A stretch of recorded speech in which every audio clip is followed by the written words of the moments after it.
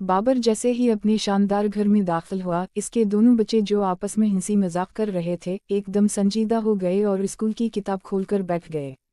बूढ़ा माली भी सहमा हुआ नजर आ रहा था और मुलाजिमा भी खौफजदा दिखाई दे रही थी। दूसरों को अपने से हकीर समझना और उनके हर काम में कीड़े निकालना, बुरे इल्काबात देना बाबर की आदत थी।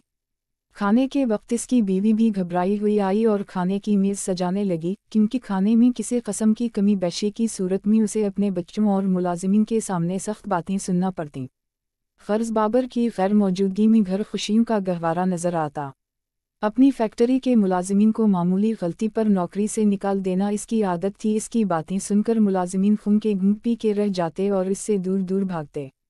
बाबर अपनी कामयाबियों को अल्लाह का एहसान समझने के बजाय अपनी अक्ल और मेहनत का नतीजा करार देता कि अगर मैं ना होता तो ना फैक्ट्री होती और ना तुम सबकी खुशहाली। एक दिन बाबर ने अपने एक पुराने मुलाजिम को किसी गलती पर मुलाजमत से निकाल दिया। अल्लाह का करना ऐसा हुआ कि कुछ ही दिन बाद बाबर बीमार हुआ और बिस्तर से लग गया। देखते ही देखते इसकी हालत बिगड़ती चली गई। फैक्ट्री की देखभाल ईमानदार मैनेजर करने लगा।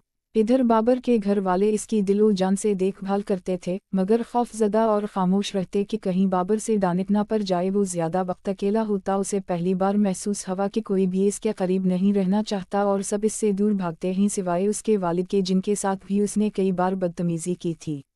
इसने आंखों में आंसू भरकर निहायत अदासी से अपने वालिद को बताया कि कोई भी मुझसे मोहब्बत नहीं करता, हालांकि मैं सबके लिए इतनी मेहनत करता हूँ।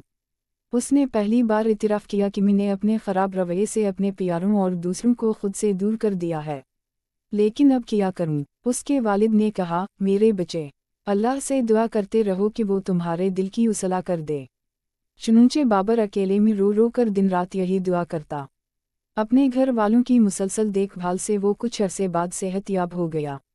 फैक्ट्री के मुलाजिमीन ने उसकी शख्सियत में हैरत अंगेज़ तब्दीलियाँ देखीं और उसे खुश आमदीद कहा। जब वो घर में दाखिल होता तो बाआवाज़ बुलंद अस्सलामु अलैकुम कहता, सबसे मुस्कुरा कर मिलता और अपने गुस्से को काबू में रखने की कोशिश करता, जिसके बदले में सब लोग ख़ास तौर पर उसके बीवी बच्चे इससे खुश थे और इससे मोहब्बत करने लगे थे। वो भी बहुत खुश था कि अल्लाह ने इसका दिल बदल दिया था।